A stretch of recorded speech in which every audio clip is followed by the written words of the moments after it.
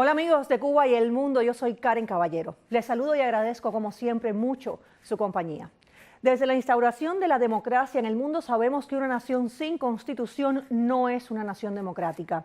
Pero una constitución democrática no puede ser jamás el dictado desde el poder de un gobernante ni de un partido político o de una ideología determinada. Las constituciones democráticas, además de ser la ley fundamental de un Estado, deben ser la guía jurídico-política para constituir la separación de los poderes. Sus líneas, con un estatus superior al resto de las reglas jurídicas, deben estampar la defensa de los derechos y libertades de los ciudadanos. Y a la par, algo muy importante en democracia, delimitar los poderes del Estado y de las instituciones políticas. Las constituciones democráticas deben tener en su centro la defensa de sus ciudadanos, no su control y mucho menos su represión. Desde 1959, el régimen castrista incautó los derechos y libertades de los cubanos, bajo el pretexto de una revolución de los humildes por los humildes y para los humildes.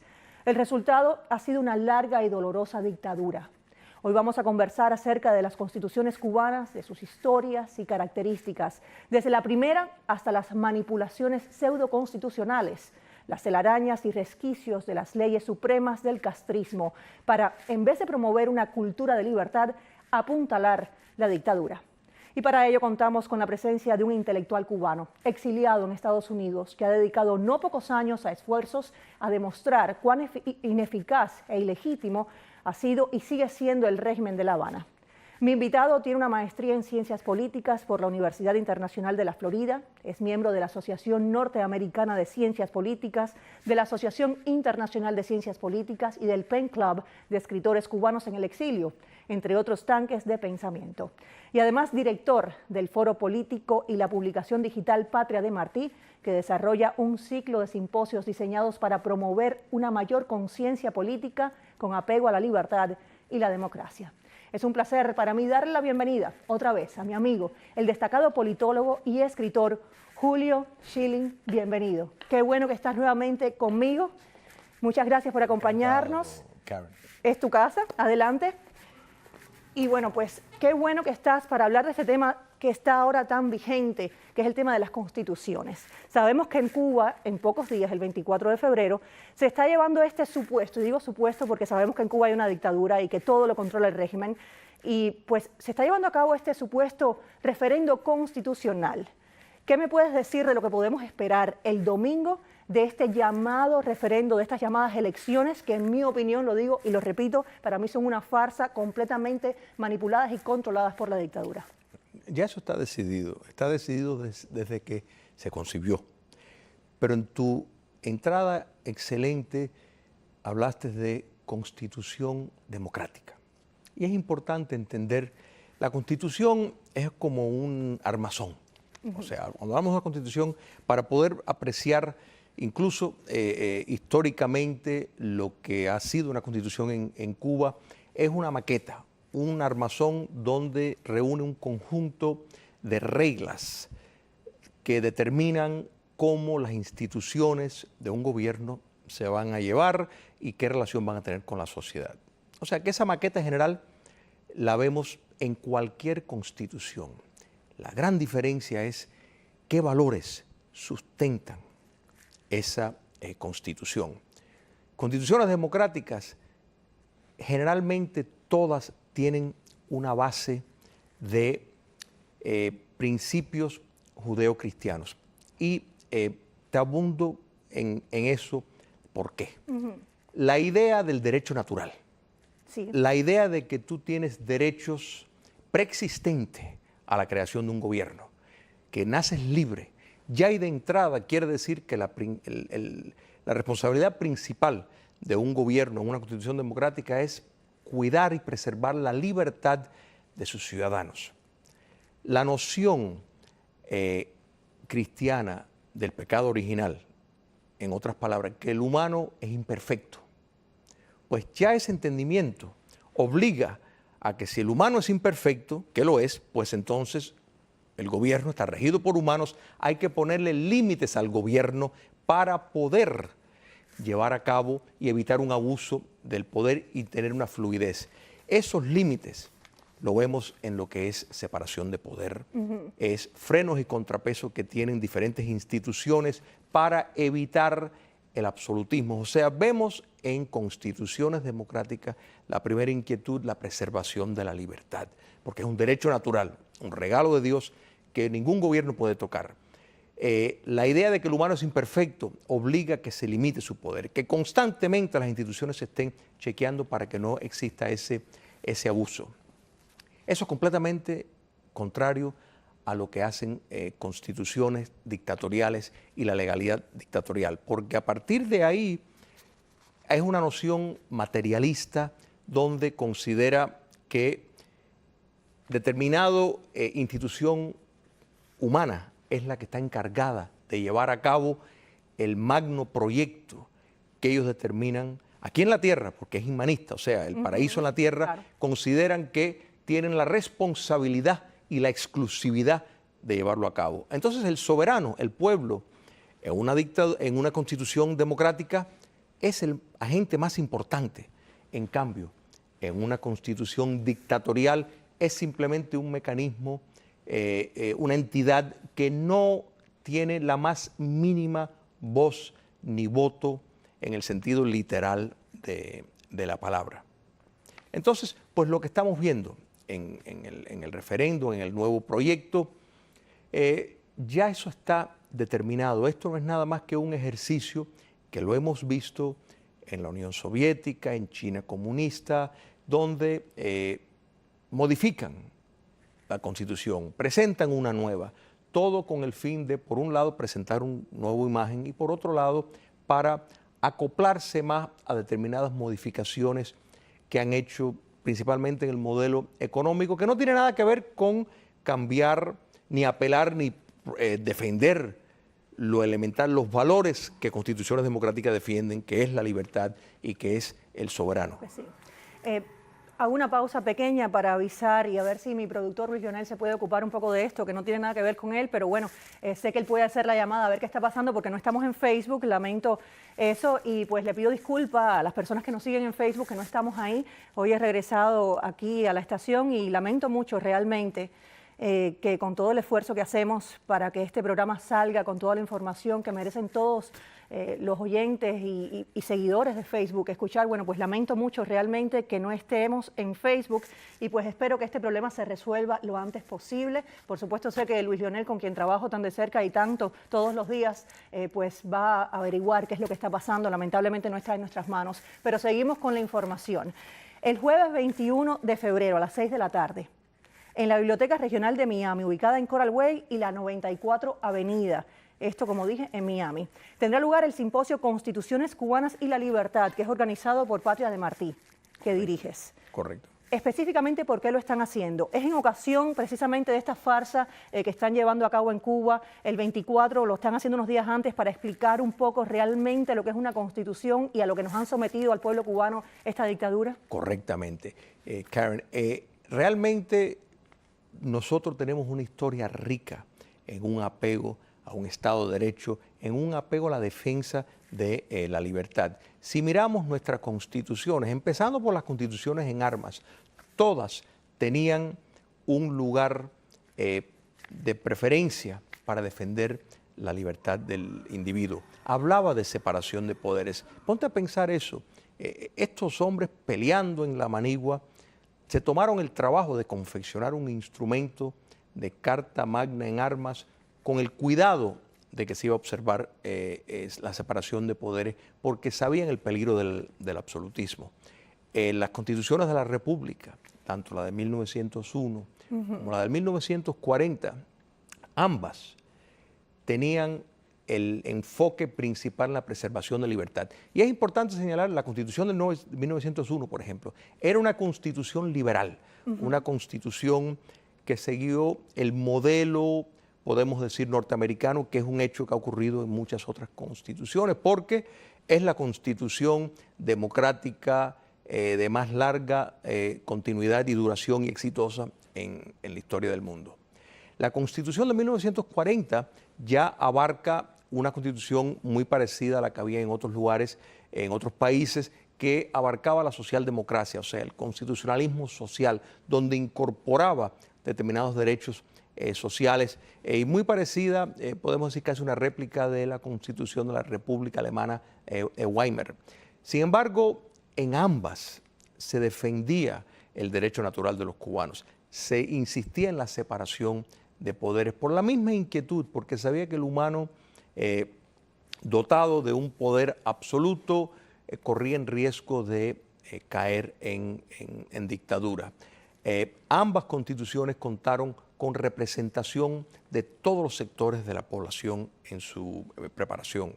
Eso es importante recordarlo, eso que acabas de decir, que contaban con todos los sectores de la población. Esto durante la República. Antes, cuando los mambises, pues ya habían proyectos de constitución.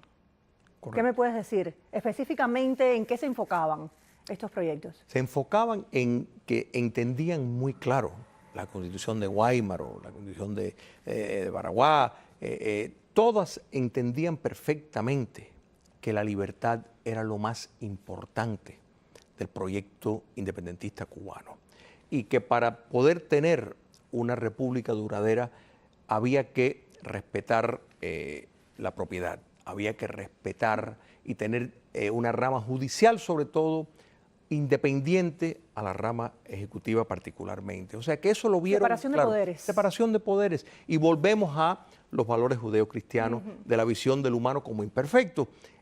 Tienes que poner frenos y contrapesos al sistema de gobierno para evitar que se caiga en dictadura, que ninguna rama tenga más poder que la otra. O sea que nuestra patria se fundó con esos valores. Y si nos remontamos a nuestros pensadores que forjaron la nación, pues te das cuenta que todos abrazaban ese concepto. No había un marxista que tenía esa visión de que el partido era el encargado de tomar las decisiones vanguardistas. Irse por encima de la Irse por encima, porque como en efecto ocurre, la idea de que un partido, o sea, que es totalmente una antítesis de lo que es una democracia, o sea, ¿cómo es posible que pueda haber un partido y que el partido absorbe el Estado, que es otra locura, es otro delirio, porque el Estado debe de ser completamente independiente de ningún partido. Entonces vemos el denominador común entre las dictaduras, por ejemplo, nacionalsocialistas, con la ley habilitante de 1933, que es muy parecido a la ley fundamental de 1959, que fue la que se rigió en Cuba comunista cuando tomaron el poder en 1959 hasta la Constitución de 1976, que es una copia de carbón de la Constitución Soviética de 1936, la llamada Constitución Stalinista. La Unión Soviética tuvo 4 constituciones. Es una copia de carbón de ese modelo porque ya buscaba el comunismo cubano institucionalizarse al modelo soviético. Eso, ¿qué pasó exactamente en el 59? No hubo una constitución en sí, pero sí hubo un documento que de alguna manera legalizó la dictadura. Correcto, correcto. Fíjate, Karen, uno de los eslogans en la lucha para derrocar la dictadura de Batista era un retorno a la Constitución de 1940. O sea, una de las promesas que jamás cumplieron. Que jamás una de ellas, porque fueron varias. Correcto. Entonces, eso fue la insistencia constantemente. Raúl Castro estaba fusilando personas y estaba diciendo vamos a regresar a la Constitución de 1940. Entonces, en febrero de 1959, pues en efecto empieza el curso de desnaturalizar, de destruir, de destituir totalmente todo lo que te contenía la Constitución de 1940. Y Alemania nazi hizo exactamente lo mismo con la ley habilitante de 1933, que en efecto se desprende de la Constitución de Weimar y lo que hicieron fue desnaturalizarla. Bueno, en Cuba ocurrió exactamente eso. Y fue un gobierno como por decreto. Según había la necesidad de confiscar propiedades, bueno, pues se pasaba una ley con eso. Y así fue sucediendo hasta llegar a 1976, porque hay que recordar e insistir que Cuba es uno de los pocos casos donde llega un movimiento comunista que negó haber sido comunista, a pesar de que tenemos evidencia empírica clara de la cercanía de la Unión Soviética con determinados movimientos, incluyendo los hermanos Castro y el apoyo que tuvieron. Entonces, todo esto fue estructurado para distanciarse de toda la imagen que habían tenido para derrocar al régimen previo y comunizar a Cuba. Entonces, al final ya, en 1976, pues, ¿qué pasa? Sí, la constitución soviética que ellos quisieron cubanizar, que realmente es un documento humillante porque ¿por qué? Está dando loas y dando un reconocimiento de lealtad a un Estado foráneo. Y me parece consecuente, porque la realidad es que la Unión Soviética ayudó a poner y mantener al castrocomunismo. O sea, me parece que es una de las pocas cosas que han tenido abierta y sincera, más allá que después, pues naturalmente eso no le ha venido bien para la imagen que han querido proyectar. Pero la constitución, y nada menos que la stalinista, o sea, porque habían 3 otras constituciones, pero ninguna les interesó la stalinista porque realmente seguía el modelo que ellos querían adaptar. Y así lo fueron modificando cuando la Isla de Pino, que le cambiaron el nombre, la Isla de la Juventud, después en 1992 por las modificaciones económicas para acomodar el proyecto político, después en el 2002 en reacción al proyecto Varela. Hablemos específicamente de este año, del 2002, en respuesta a lo que fue el proyecto Varela, esa iniciativa opositora liderada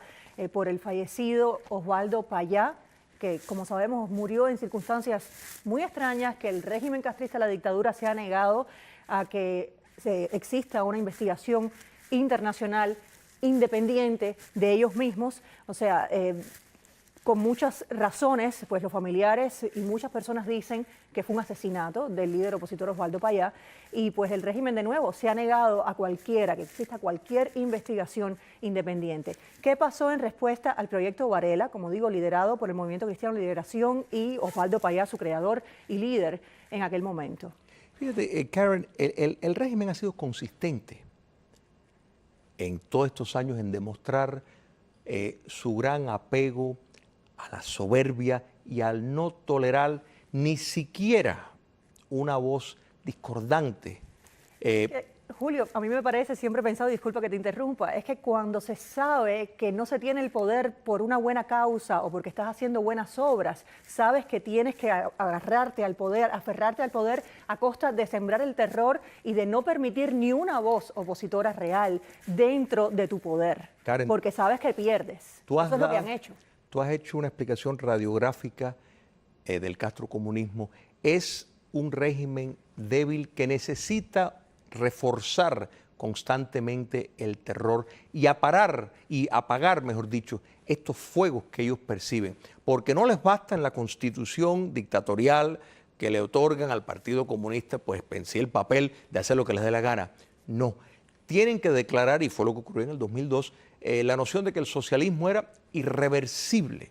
O sea, que es una cosa antidemocrática, porque entonces el soberano no vale nada, en otras palabras, ¿te das cuenta? O sea, la socialdemocracia opera dentro de un régimen democrático y en Cuba lo vimos, lo que fue la Constitución de 1940, que fue una transformación en la visión de los beneficios sociales en Cuba a lo que fue la Constitución de 1901. Se hizo de una forma pacífica, democrática, involucrando todos los sectores de la propiedad.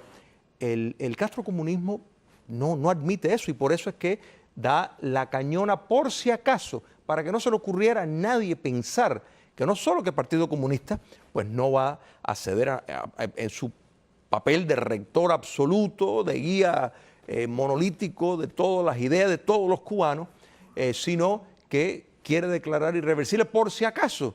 1000 años después a alguien se le ocurre que el socialismo ya no sirve, pues no, que tampoco, porque este documento lo va. Es un delirio. ¿Qué podemos esperar este domingo de estos supuestos, de nuevo supuestos, que es la imagen yo creo que da al mundo, cambios en esta llamada Constitución?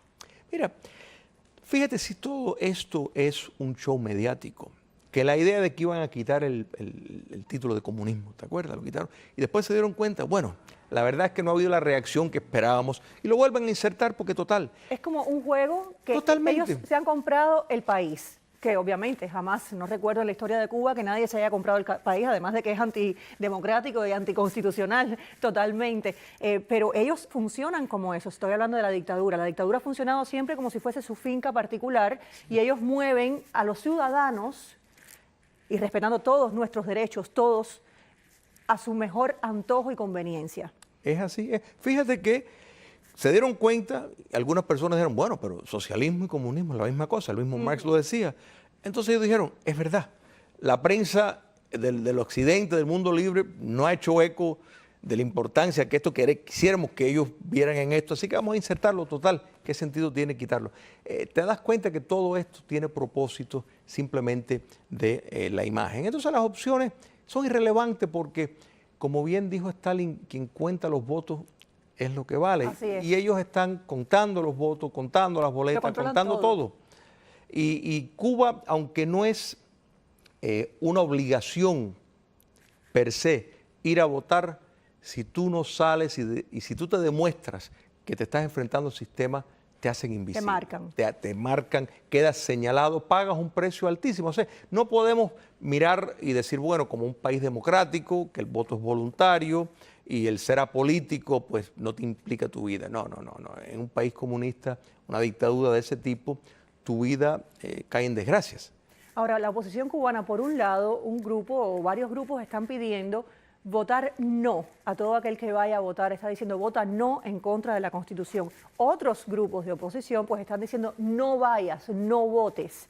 Yo no quiero entrar en debate sobre estas dos posiciones porque obviamente no tengo a ninguno de los dos aquí, te tengo a ti como analista político. ¿Qué opinas tú de estas dos posturas? Mira, primero es una demostración cómo la oposición sí ejerce el pluralismo, cómo la oposición sí vive el experimento democrático al presentar diferentes visiones, diferentes caminos a esa libertad anhelada. La realidad es que ya esto, como te dije anteriormente, se decidió cuando se concibió. O sea que ya los resultados ya están determinados. Para ellos es simplemente cuestión de cómo van a manipular los números. En estos momentos eso es lo que está en cuestión. ¿Qué número le quieren dar a esto? Porque no se puede creer absolutamente nada de lo que reporten. O sea, porque viven en lo que es, en efecto, un fraude constante. Desde el 1 de enero de 1959 eso ha sido el caso. O sea, es irrelevante todo lo que digan. El problema sigue siendo un problema sistémico y eso es lo que hay que remover. Sabemos los resultados de este domingo. Lamentablemente va a ser la dictadura, por supuesto, que va a seguir con su nueva supuesta constitución. Correcto. ¿Cómo podemos los cubanos que queremos democracia, por dónde podemos empezar para lograr esa democracia tan anhelada en nuestro país después de 60 años de un régimen, una dictadura haciendo y deshaciendo a su antojo? Mira, no cuenta el castrocomunismo con ninguna legitimidad. El pueblo no tiene absolutamente nada que ver en el proceso dictatorial cubano. No tienen voz ni voto. El pretender mirar a lo que hay en Cuba y remotamente decir que tiene sombras de una democracia es un salto en el cañón de Colorado. ¿Sería posible derrocar al castrismo desde su constitución? No. Es imposible. Porque la han precisamente hecho para eso. Por supuesto. Dictaduras como la castrista son apocalípticos, o sea, ellos no quiere decir que no pueden ser derrocados ni removidos del poder, pero obedecen a otras presiones, presiones de manera de que se puede reformar lo suficiente. Mira la Constitución, por ejemplo, de la Unión Soviética, que se fue reformando, se dejaron otros partidos. Mira lo que ha caído. O sea, tenemos una nueva versión del despotismo, podemos argumentar y decir, bueno, que es un poco, por lo menos materialmente es mejor, pero sigue siendo una dictadura. Y eso tampoco es lo que queremos en Cuba. Entonces, por supuesto que existen avenidas para promover la democracia en Cuba, pero tiene que haber un proceso de liberación y después tiene que haber un proceso de justicia transicional para dejar las bases para que una democracia pueda crear instituciones duraderas. Ahora, asistir será un lujo para quienes quieran saber de la verdadera historia de la Constitución, asistir a este evento que tú estás promoviendo y creando, ¿no? ¿Eres tú el que estás dirigiendo este evento? Yo seré el jueves. moderador, pero estamos contando con un exquisito panel. Alberto Müller va a estar encargado. Expreso político e historiador. Va a estar encargado, y tengo que decirlo, esta idea de este evento surge de un programa del cual él me invitó aquí de Televisión Martí, donde se trató de la Constitución de Guaymaro y el apego de esa Constitución a la libertad, contrastando con la legalidad comunista.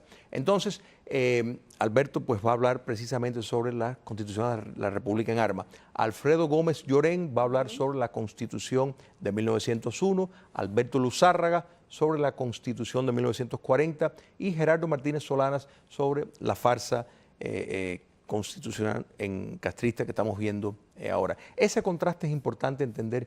Cuba tiene una historia rica en un apego a la libertad y valores democráticos.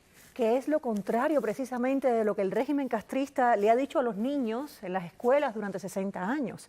Porque todo lo que nos dijeron cuando yo fui niña, que estudié en Cuba, y a todos los niños todavía hasta el día de hoy, es que todo lo anterior nada servía, que todo era abusivo, que nada era democrático, que los únicos democráticos y los que están cumpliendo además, para colmo, los sueños de nuestros líderes mambises, pues dice el castrismo que son ellos, los Castro. Claro, mira, ellos, 60 años la Constitución de 1901 la quieren descalificar porque dice la enmienda Platt. La enmienda Platt fue derogada en 1934. O sea, que fue parte del proceso cubano y poco a poco la presidencia estadounidense se fue disminuyendo. El momento histórico. Exactamente. De manera de que, y aparte, jamás podemos comparar el papel que tuvo los Estados Unidos con Cuba con lo que tuvo la Unión Soviética con Cuba comunista. Jamás, porque realmente Cuba comunista ha sido un títere del comunismo soviético y posteriormente sigue siendo un agente muy activo del comunismo internacional. Pero esa forma de descalificar la Constitución de 1940, pues bueno, ahí le causa mayor dificultad por el hecho de los factores sociales. Se acabó el tiempo, lamentablemente, Julio Chile, muchísimas gracias. Y algo muy importante, pueden enviar desde ya preguntas y comentarios a través de mensajes o al Facebook y Twitter de Patria de Martí o por correo electrónico info@patriademarti.com. Vayan al evento jueves 21 de febrero a las 6 de la tarde en la biblioteca en la 94 y Coral Way. Muchísimas gracias. Chao.